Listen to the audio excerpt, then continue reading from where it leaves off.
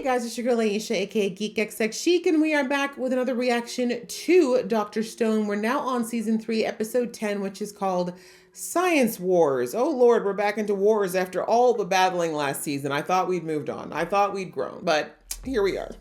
All right, so in the last episode, we've got the infiltration operation underway. The girls and Ginro are on their way to the inner palace, but we see that Kohaku caught the attention of one of the tops. He recognized almost immediately that she's not an average girl, so he said he's got his eye on her, and so she's gonna have to be, I guess, extra careful, I should say, around him. And then we see that back in the cave where they're hiding the mobile lab, that Senku is working on doing what he needs to do to prepare for when the girls finally do get their hands on the petrification beam. So I am ready to jump in and see where things are going to go. If we're going to be with Senku or with the girls, either way, I'm ready. So let's do that. But just before I do, if you'd like to be in the know of when I drop episodes, please go ahead and hit that subscribe button as well as the notification bell. All right, that out of the way, let's get into the episode right now.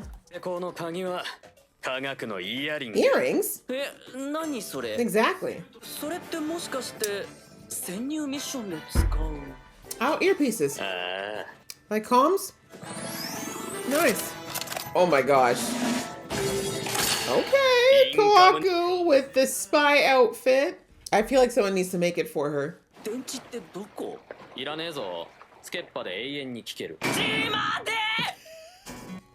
Can someone get this man a Q-tip still?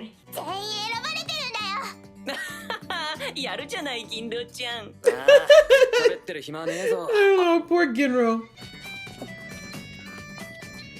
Good thing my girl has good eyesight. Now, how you gonna grab that? Oh, subtle like. You think she's gonna know to put it on her ear? You think she knows how to make a cute pose? That's true, but she's a child. Oh God, I think she's gonna break something. Why so stiff?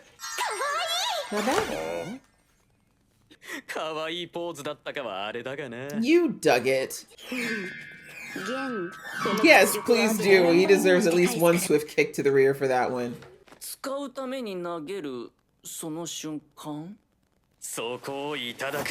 That makes sense. Cut the rope. Cut the rope and pray. This voice, Ginro. That's pretty much the only mode she has. Why? Oh God! Why would she have said that out loud?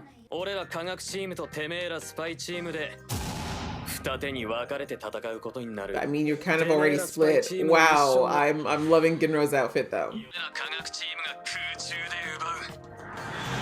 That's the plan. Hopefully it works. How are you gonna get it midair?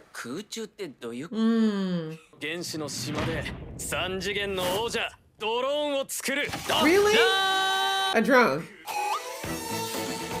Wouldn't it be easier to like wait till she tosses and cut the rope and let that sucker? I guess they don't want it to fall. But it looks like it's activated by being thrown, so I don't know.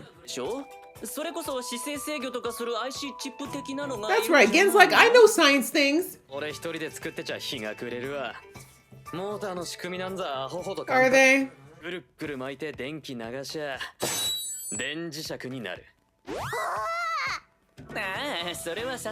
I mean, you're from the future again. This is not for you.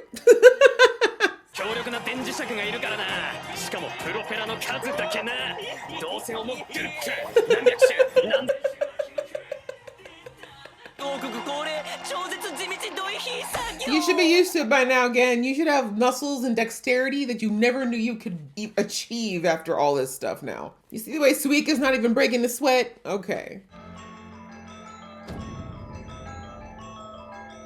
Until I see a face, I don't believe anyone's in there. Oh.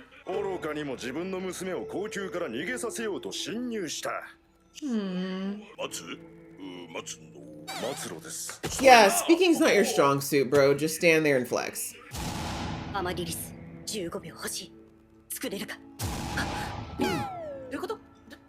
Just go along with it, Ginro. Stroke that ego, girl. And only the ego. Nosebleed. Wow, I can't. The fact that these guys are eating it up. Kapow. やはりだ、間違いない。私のこのめっぽう高い視力と科学王国で学んだ知識に感謝だな。よ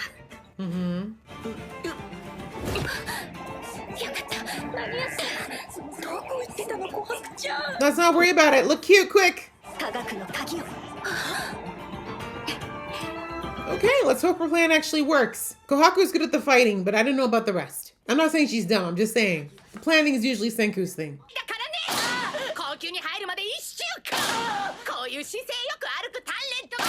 Yeah, stand up straight, bro. I'm not that mad though. Ginro probably deserved most of those.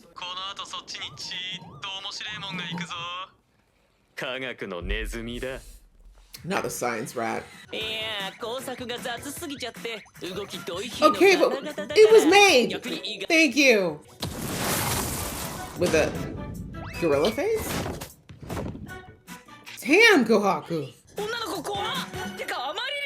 Oh, not even having 3 bamboo shoots. You better mind your own things, Ginro. Never mind them being Two-Face.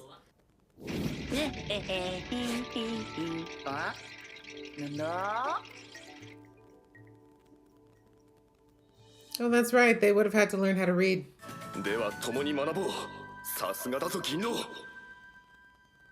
All right, let's see if any of it actually stuck.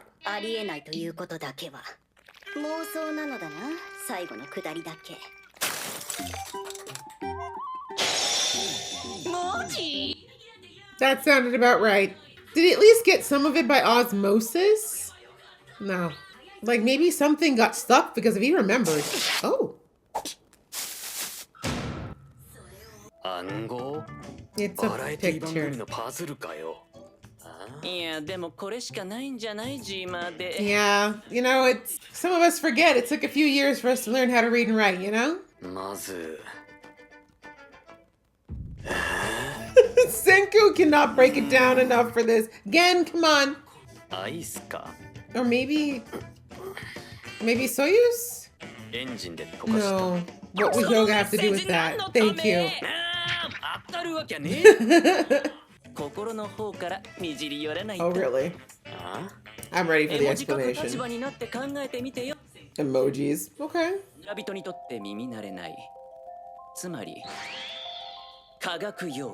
Okay. Be the translator again.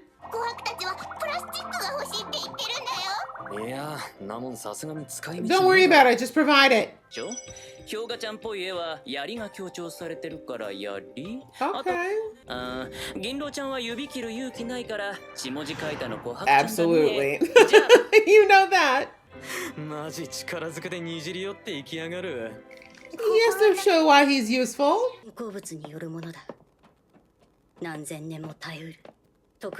Oh, that's right. The rocket's under there. They show the tree growing on top of it.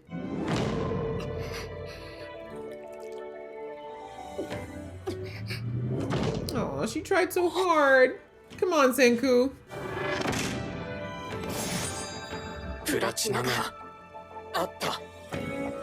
Good job. Girl literally bled for that letter. But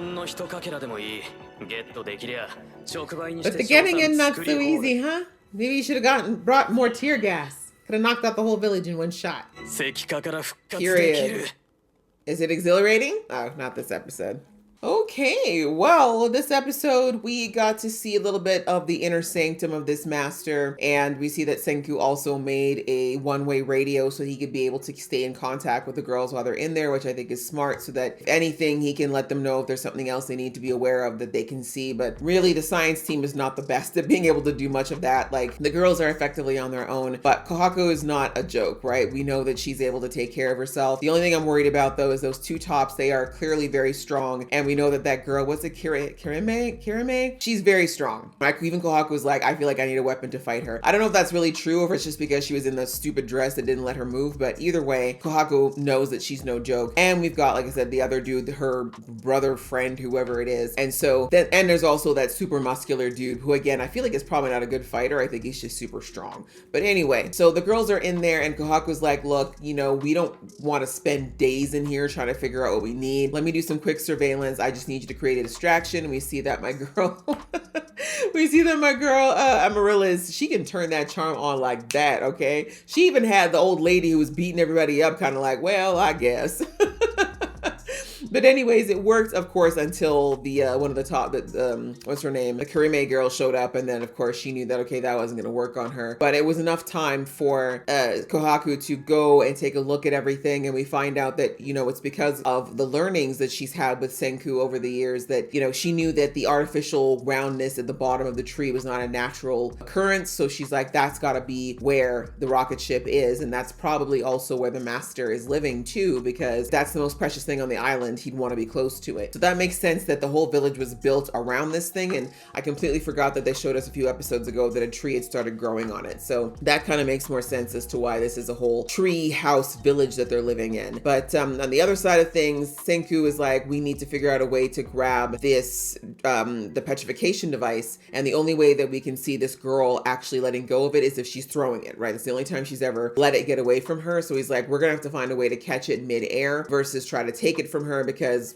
we can't fight her. And so he says that a drone is the way to do it. He's going to create a drone that my guess is going to grab it. Like, she'll throw it and then the drone will grab it. I feel like this is a little bit flawed in that we still don't exactly know what the trigger for setting off the petrification device is yet. Like, is it the fact that it's in motion? Is there something she's got to press and then she's got to throw it, you know, in a certain amount of time? Like, my point is, how will he grab this thing and keep it from going off, right? Because they can't be too, actually, no, he knows his radius, but he doesn't know what the exact radius is of the beam. So my point is, it's a risk without knowing a little bit more about the beam, but they got to start somewhere. So anyways, we see that he's built the motor for the drone, and now they're just gonna have to make sure they have one for each of the propellers, and they're gonna have to finish putting that together. And hopefully in the meantime, the girls in Ginro will be able to just keep their heads down. And I'm wondering if the girl, Kirime or whatever her name is gonna recognize Kohaku as well from their near battle. But Kohaku didn't really fight her, right? She basically just blocked her. So we'll see whether or not she picked up on the fact that Kohaku's a good fighter, much like her brother, friend, whatever, did as well. And what I thought was also interesting too is that Senku also created a little like buggy, basically, because he's like,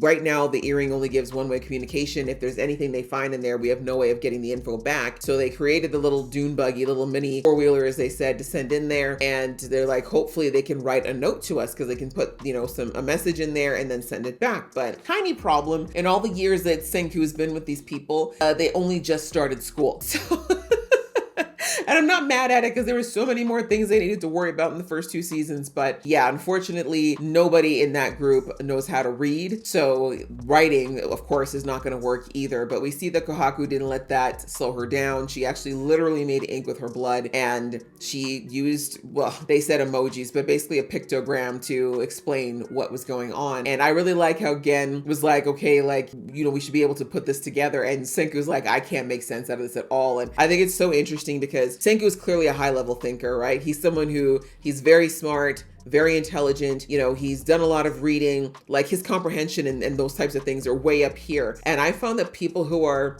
kind of like that are heavily cerebral, they often struggle with simple things. Like, to simplify things, to break things down, it's like that's where their brains break. They're like, wait, what? I don't understand. What do you mean? How do you mean smaller? How do you mean simpler?